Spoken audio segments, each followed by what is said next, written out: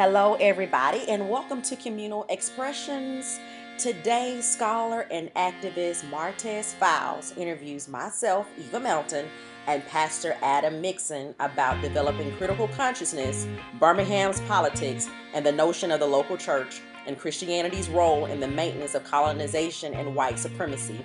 Go ahead and tune in. This is a great and lively discussion, so go ahead and tune in. All right, so today we have with us Mr. Martez Files. Martez Files is, a native of Birmingham, but also a very active activist in the community of Birmingham. Martez, how are you today? I'm well. How are you, Eva? I'm doing great. It's good to hear from you. Yeah. Thank you for joining us and facilitating this discussion. No problem. I'm honored to speak to both you and Adam today, and so I'm excited about it. Awesome. Nice. So I kind of wanted to I'll set some context for what I'm hoping to get out of this conversation, and then I'm going to transition into y'all's bios. And so you both are pastors in our community, pastors who we look up to and who we respect, voices who are out here trying to make a difference and change our city for the better and doing the critical work that it takes to make that happen.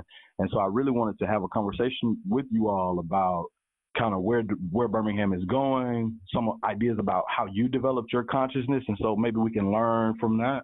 And so I'll start by just asking you all, and Adam or Eva, one of you all can start, just to give us some little background about who you are and your relationship to Birmingham. So I'll go first. So I'm Eva Melton, a local pastor, activist, organizer, and I just love people. I moved to Birmingham in about middle school, and once I finished college, I moved back to Birmingham. I left and came back to Birmingham about 4 years ago, and just love the city, love the people, and just have this newfound appreciation from the city that helped form me to be the person that I am. Nice. Okay. All right. Well, my name's Adam Mixon.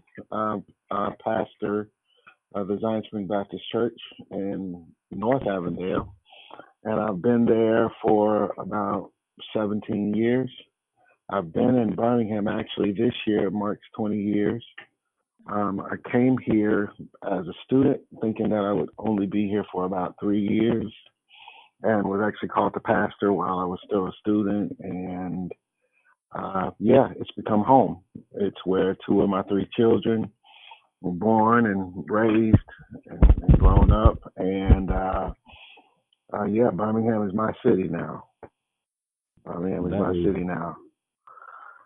And I care deeply about my community, Avondale, and communities like Avondale that are around Birmingham proper, and I feel deeply called to help remediate the issues of poverty and the disparities in education and economics that continue to affect our communities. And so I guess that's enough for right now, right? Absolutely, and I thank you so much for that, Adam. No, and I think those are important stories. I think building a connection to what's your relationship to a place kind of opens the door for us to understand why you fight so hard for the things that you fight for. And some of what I want folks to understand about both of you all is that you all are like real fighters. When I say real fighters, like y'all really be out here saying the things that need to be said in the communities that need to be like attended to. And so I wonder, where does that come from? Where does that consciousness around these issues, around these inequalities and equity, where does that come from? How did y'all develop that? Eva, do you want to answer first? You can go ahead, Adam. For me, it's the practical outworking of my understanding of the gospel. Love for God and love for those created in His image and likeness. And particularly when I think about the incarnation or Jesus coming, I think about how He came and to whom He came.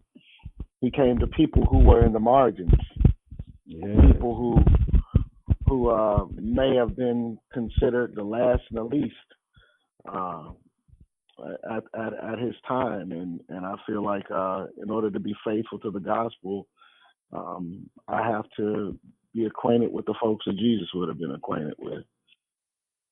Eva, similar question. Where does that consciousness come from? That knowledge, where does it come from?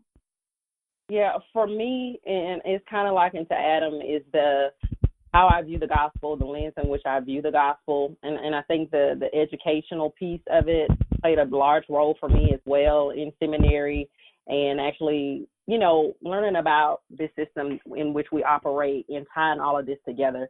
When we look at the gospel, Jesus cared very much or taught us to care for our neighbors as we care for ourselves. And so that has many implications. And so how do we do this in the public square as well as in our, personal relationship with God? And so that is where I feel like my consciousness comes from when I really read the Gospels and look at the things that Jesus was saying and things that he even said in the Old Testament about how we are to treat our neighbor. So that causes me to look at policy, that causes me to look at systemic issues, that causes me to look at issues that impact the lives of everyday people. Yeah. And if I could add to that, as preachers, sometimes we get kind of pushed into this, the notion that our responsibility is simply that of declaration or to proclaim, but I think that our calling is to one of demonstration. And for those who do not have faith or do not share our faith, then we have to be willing to show in practical, ways what the gospel looks like, what justice looks like, what love looks like in public. Absolutely. Wow. I mean, that's the spirit that, like, a lot of our civil rights pastors and some of those pastors who are on the front line, even, during our enslavement, folks like Gabriel Prosser and Nat Turner, who were literally evoking the word of God to change the world, right? To fight back against oppressive systems. And so I think, I think building on that, right, both of you all have a deep love for this community. And I wonder, as pastors, as citizens of the city, what do you think some of our most pressing issues are? I know both of you all were very vocal during our last administration, have been very vocal during this administration about things that y'all have seen that have seemed a bit off kilter. And I wonder, what are some of the most pressing issues that you think, or that you all think are affecting our city right now that are prescient? Eva, you want to go? You want me to go? I would say that for me, education, public schools, and the access of education that our kids have access to, the school system, and kind of from the list that we have popped up on, and you kind of get to see some effort or energy or funds go to other areas that is not going to be an immediate return. When, typically if you have a fire, you try to run to where the fire is and handle that, and not just go build a new house. So for me, it is this lack of urgency around the education of our children that is really disheartening for me. And it's just one of those things where it's just really disheartening when you see people running another direction when it is clear one of the areas that really needs attention and focus is the education of our children. Mm-hmm.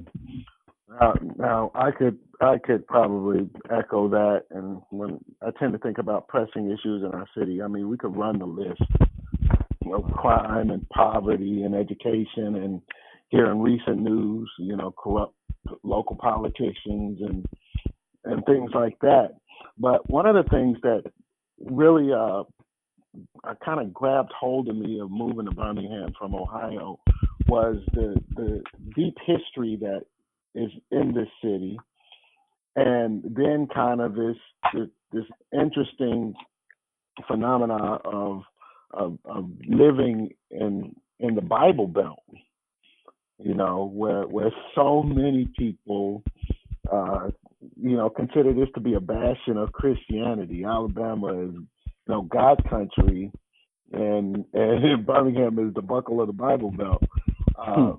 If I were to kind of try to qualify what I think is most deeply affecting the city, I think it's the dearth of Christian leadership, or the dearth of spiritual leadership, the derelict spiritual leadership that allows folks to espouse the tenets of our faith without producing policies that demonstrate our faith. There's this type of saying the right things and given the this appearance of holiness, while again promoting and creating policies that are diametrically opposed to what we say we believe. I think it's absolutely a travesty that so many in the city are aligned with Christian churches, large and small. And when you look around and across the city, there's very little real evidence of that faith. It's beyond me that there's such a dissonance between what we say we believe and how we actually live, and seek the good of those who are in the city with us. I think that again leverages out in all directions. I mean, most folks again in our city claim to be Christian. They're sitting in somebody's church. How are they being taught? How are they being discipled? How are they being led in such a way that allows them to hang that up come Monday morning, or set it aside when they go to school, or in the city council, or in the state house, or down in Montgomery? What type of spiritual instruction are they receiving that doesn't bring them to a crisis of conscience when they're confronted with the problems that continue to pervade our community?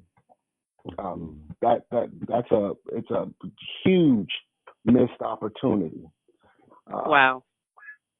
Yeah, I think that message was so important, because I do think often we have like these grand stances that we take, right? And we write these artful letters, and we go on TV and give these beautiful speeches, and often our policy doesn't match, the words behind that. What we do doesn't match what we say, and so I think that was powerful, and I appreciate that. I'm also wondering, Adam wrote a letter recently, an open letter, critiquing the ways in which this very known church in Birmingham, Church of the Highlands, approached issues of crime and violence in the city. The pastor of that church decided that he would make a statement about what needed to change in the city of Birmingham. And one of his offerings was, I'm going to build a church. I'm going to build a church for the people, and I'm going to place it in the hood. And we're going to transform the neighborhood into a real community. And we're going to do that with our ministry, our leadership, our church. And a lot of Black pastors who have been in our communities working hard, advocating, and doing the critical work for years took offense to it. As a result, Adam penned a beautiful open letter to the mayor in response to the mayor's thoughts about this church of the people that the Church of the Highlands hopes to put in. I want to know, Eva, what about that letter resonated so loudly with you that you felt the need to share it?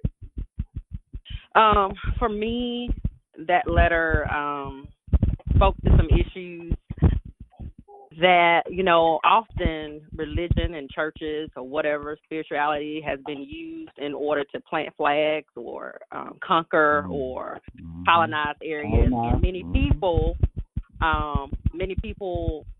just are oblivious to that. And so I think we have to tell the truth about the history and the present climate. And if we can't tell the truth about what has happened in history, what is happening, we will never move forward differently. And so this Western Christianity, that we have constructed that goes into Africa as the white savior, to me, that's just what it appeared like was happening, that this white savior was going to come into this side of town and plant a flag, and we're going to conquer, and we're going to change, and we're going to make everything okay. We're going to be the local church when there are already local churches that are there that have relationships with the community. And so many people like to say, well, it's a multicultural church. Well, if you look at the leadership of the Church of the Highlands, it's particularly white male. So it's a white church, in my opinion, which has white theology, and think that they could be a white savior to our communities. And so that's why all of it was problematic to me. Now, my view is that somebody has to have the guts to say that and speak truth to power and say it in such a way that people actually will listen. And so that is really why I kind of stood with my brother, because he wrote it, he posted it, but then I knew that it was meant to go further than it did, because it was so well written. And so I think we have to look at gentrification. We just have to understand that white folk will use Christianity, any other religion they can use, to come in, waving the flag of Jesus. And some of us, if you just wave the Jesus flag, we lose all sense of critical thinking. And so that is really why I stood with my brother, because I knew what was taking place. Absolutely. Adam, I wonder talk to me about where your heart was when you penned that letter. What were you feeling when you penned that letter? Well, as you know, the church I serve is in Avondale, and these are overtures made by the Church of the Highlands and Pastor Hodges over on the west side. But I've had interactions with that organization in Avondale as they were trying to gain access to that community, and firsthand witness to how problematic and damaging the way that they go into communities has been in Avondale, particularly for those churches that are there and who have been there. And I really just wanted them to stop and think before they proceeded, so that they would not reproduce the same type of issues on the west side that I've encountered in Avondale. There is a type of paternalism that guides their activity, and then there's a typical kind of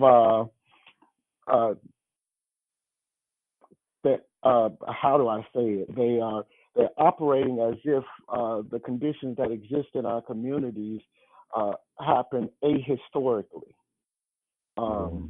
There's a reason why our communities have ended up the way they ended up. And I get it. You want to go and clean up the crime and eradicate the drugs and all of that kind of stuff.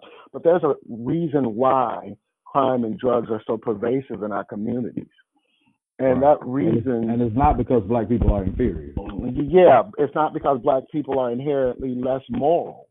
No, it is because the same people who are now, and I'll just say that in a very general sense, the same people now who are moved and pricked in their spirits to come into the hood and to save us are the people who broke it in the first place. It was their flight. It was their abandon. Their refusal to live next door to black people or to have their children in school with black people that caused property values to decline and caused the blight that has infected the communities that they now endeavor to save. I just want them to contextualize this. You broke it. Yeah, you have a desire to fix it. I love that. That's great. But let's talk about how it got broken so that it does not happen again. Absolutely. And to Eva's point, when we start talking about missionaries anywhere on this planet, missionaries have always been the spear tip for occupation and colonization. Absolutely. It has never bode well for black people or people of color or people in the 2/3 world or the global South when white folks come with their missionaries. It is not served. We always end up with the short end of the stick. And until I feel like they prove to me that they are aware of the historical issues behind that approach, until I'm confident that they've repented of them, hey, we need to talk. And we need to move very slowly before we, I think I said it in my letter, all money is not good money. Hmm. You know, Right. we have to talk seriously about our power. And then, just as a Christian, if we believe in the doctrine of sin and have a good doctrine of repentance, you know, we can't talk about reconciliation if we have not talked about the offenses. My If Lord. if there hasn't been some truth telling and some confession, we can't move forward in a positive and a constructive way. All we will have done is papered over a problem that will resurface again in 20 years. Absolutely. And we'll be handing to our children and grandchildren the same problems that we're dealing with now. And just to kind of again set this in some type of context, when you think about the issues that Black people are enduring now in this country with police brutality and over policing and the uneven administration of justice, this is not a new problem. This is not a new problem. When I got out of the United States Army and was on the campus at UC, Rodney King's verdict had just come out. And there were riots and there was violence because of the lack of justice being served. And here, Right. you know, 30 years later, guess what? We're dealing with the same issues because we haven't told the truth and we haven't reckoned with them. So we just keep reproducing. And for all those loving people, I love you, but you are naive.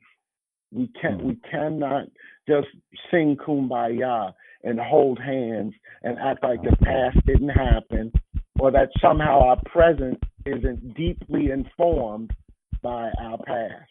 We've got to reckon with it if we're going to move forward in some kind of positive way. And that's all I've been advocating for. And I've been called names. I've been dragged. I've been called territorial. I've been called a hater. I've had people to question my dedication to serve the community where I'm planted, and it's all unfounded. And for Christians, when offenses occur, we're supposed to go to one another and tell each other the truth. But that's in the name of good old Christian or Southern gentility, we've opted towards silence and just sweep it under the rug. And I absolutely believe it's a public conversation that needs to be had. I'm so grateful for those words, and I feel like they were so needed right now. And I think in the spirit of truth telling, and in the spirit of speaking truth to power, and in the spirit of correcting that ahistoricism, I feel like this is the time now to attend to those issues and to make that clear, right? And speak the truth, even if your voice shakes. I always say that mutuality can only exist in the presence of justice. Where there is no justice, there can be no mutuality. And so we can't show up in the world and expect things to just magically shift without us doing the work that it takes. So I think that critical work that you're talking about is so important. Eva, I wonder, as you listen to Adam's words there, what do you think about this notion of truth telling, speaking truth to power? Like, what is that for you? Well, number one, the truth has to be told. Like, for any issue to be uncovered, we have to tell the truth. And so when you pick it, so as with gentrification, we have to tell the truth about how that's been done in the past, right? But you also tell the truth, especially when people that are in positions of power are speaking and just kind of nonchalantly or speaking very ignorantly, that it impacts consciousness differently, instead of me just talking to somebody in the coffee shop. So when you are in news articles, when you're on TV, when you're saying things that undermine your own community, you have to be held accountable for that. And somebody has to be willing to tell the truth. So often we get so stuck on, well, you didn't say that in the right tone, in the right way. You should have used these words. The truth is the truth. And we have to understand that we're going to have some emotion attached to what the truth we're telling. Because we are impacted, our people are impacted, and if we really care, some emotion is going to come across in that. And so it matters not what position somebody's in, and to be in a position to tell the truth, it's like you can't be an elected official's best friend, right? You can't one day be telling them the truth, and the next day taken up for them in such a way that people don't really know where you stand, right? People have to know where you stand when you tell the truth, or nobody's going to ever follow you because we're suspect of what you're doing. So that's just what I feel about it. Adam has been talking about this, being in the palace a lot on Facebook, what that means, right? If you're going to be in the palace, then there ought to be some benefits that come with that, but it should never be that we mistake if you're really down for us. So you got to be willing to tell the truth wherever you are, in whatever means that you need to do it, and in whatever medium you can get that out. So if that's podcasting, and if that's blogging, if that's showing up at events and challenging somebody face to face when they're speaking, you got to be able to call people on the carpet when it comes down to our communities being impacted. Absolutely. I agree 100%. And I wonder, and I'm not going to hold you all on, but I wonder what drives your particular love for this community. Like, what pushes you even when it gets hard, even when it gets challenging, even when there's resistance, even when the folks, when it seems like our folks aren't hearing the message, or even when our folks don't take well to the message and turn against us as we fight and advocate on behalf of our community. What drives you and keeps you doing that work when it gets hard and difficult? Go ahead, Adam. For me, it's just love. It is love for my people, and again, it's just this understanding that in the West, and particularly in North America, none have had to endure the systematic destruction of our identity and purpose, so much as Black folks and Natives in North America. Not have had to endure the physical, the psychological, the emotional, the educational, the economic, the social, political, spiritual violence that we've had to endure. And now we are hurting. Now we are sick and hurting, and even if we're not enslaved, we function with a plantation psychosis. We're self-destructive and we're broken, because this same system continues to teach us to hate ourselves and to participate in some ways in our own degradation.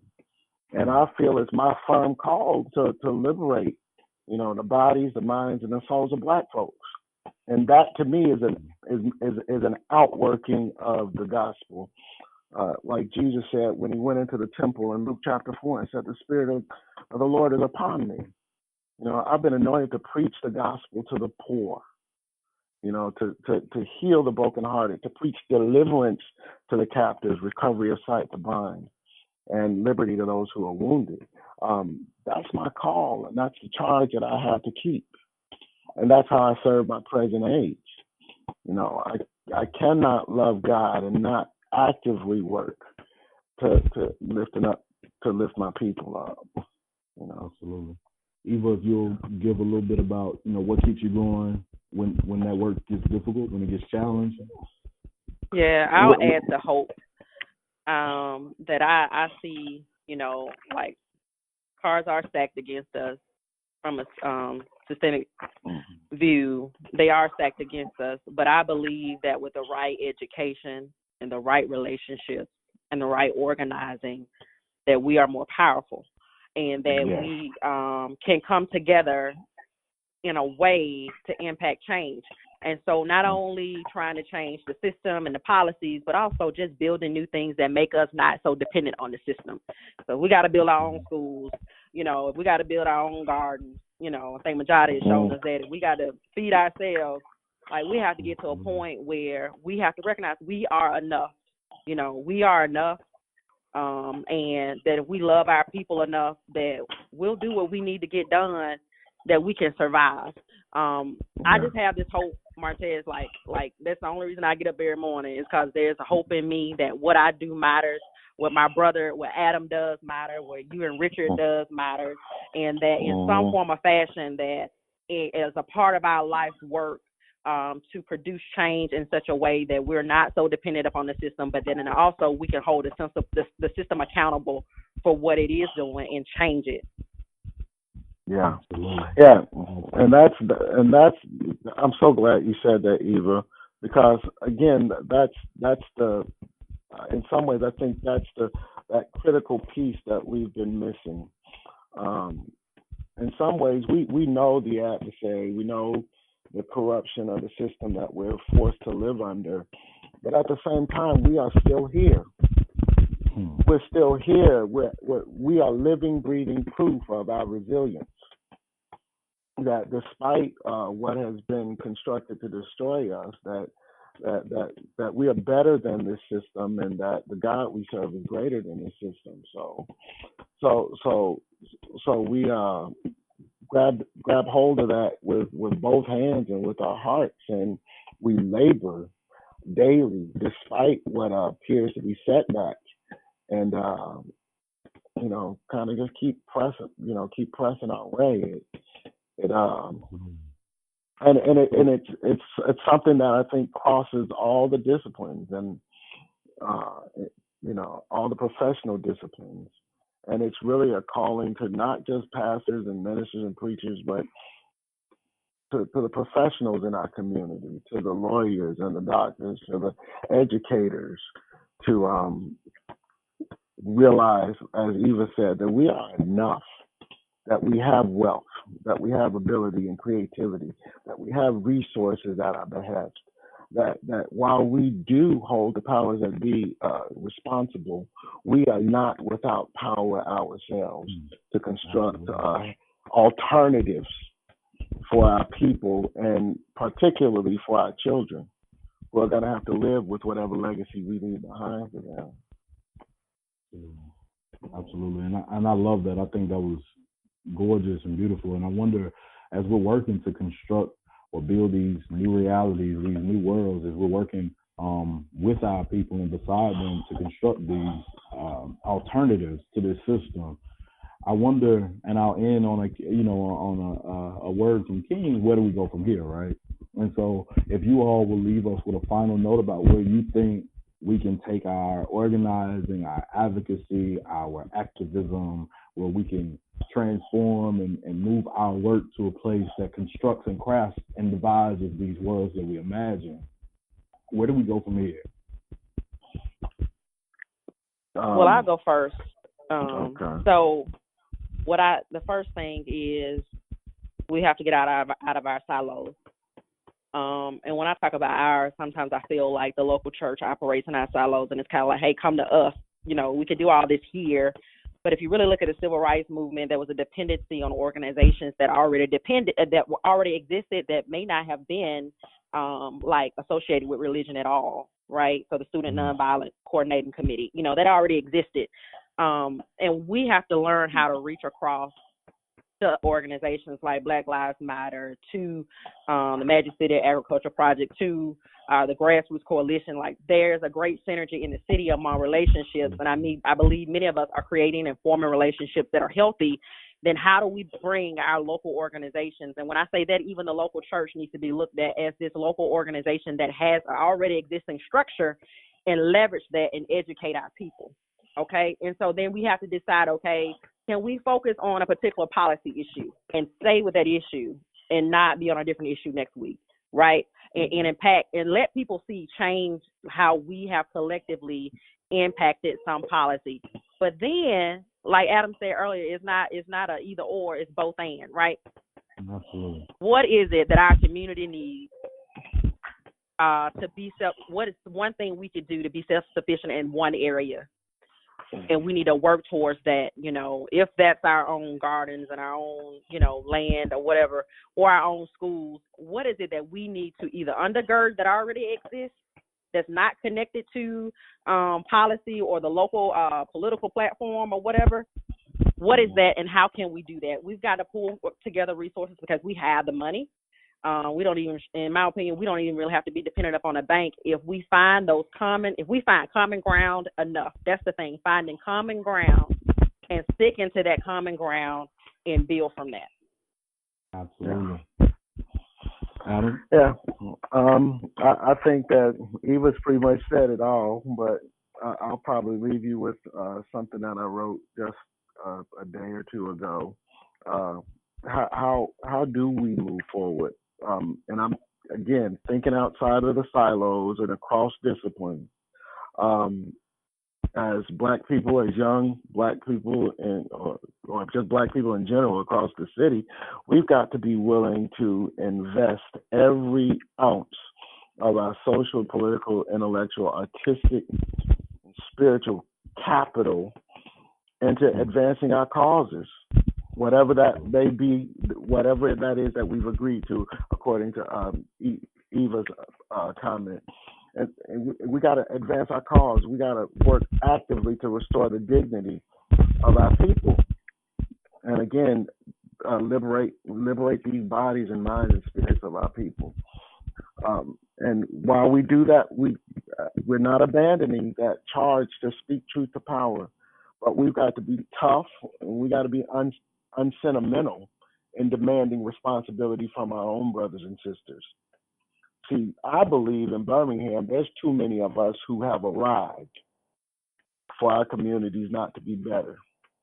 Lord, we've taken, the privilege and opportunity, access, the resources that we have, and we have done what others have done to us. We've abandoned our own. So yeah, we got the resource. We have the power. We have the capital to improve the lives of the children, the families in our communities. We can do this, but we have to show some solidarity, and we have to stop caring about whose name is on the placard, and just do and just do the work, and do it in the name of love. Yeah, because we know that we're better than this. I want to thank you both. I want to thank you both so much for your time, effort, and energy this morning or this afternoon.